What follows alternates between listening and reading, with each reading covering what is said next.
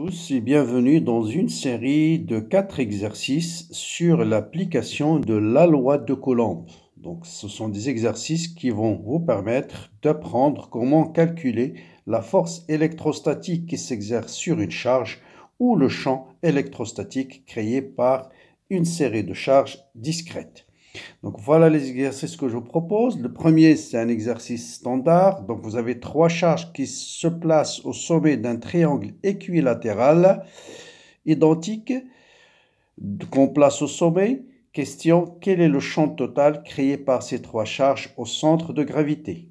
On pourra poser la question autrement. Si je place une charge plus Q au centre de gravité, quelle sera la force qui s'exerce sur la charge Q? C'est les mêmes calculs. Pour l'exercice numéro 2, on vous donne 2 sphères ou bien 2 charges de Q et Q, de même valeur, qui sont chacune de masse 1 mg, qui sont suspendues par un fil de longueur L égale 10 cm, cette longueur-là, et l'angle que fait le fil avec la verticale, elle est constant, est égal à 7 degrés. Θ égale à 7 degrés. Question, calculer la valeur de la charge Q.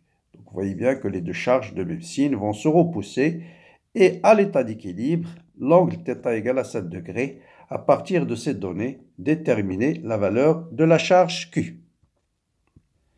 Troisième et quatrième exercice, à peu près identiques. On vous donne un demi-cercle sur lequel on va placer 5 charges, 1, 2, 3, 4, 5 de valeur Q. Et au centre du cercle, on va placer une charge petit q. Donc, question, déterminer la force totale électrostatique qui s'exerce sur cette charge-là. On pourra bien sûr faire 4, 5, 6, comme vous voulez. Déterminer la force qui s'exerce sur cette charge. Un autre exercice de même type, vous avez un cercle sur lequel on a placé 4 charges, Q1, Q2, Q3 et Q4 de même valeur, 1 microcoulomb. Le rayon du cercle, c'est 1 mètre. Calculer la force totale agissant sur l'une des 4 charges. Bon, on va prendre par exemple Q1.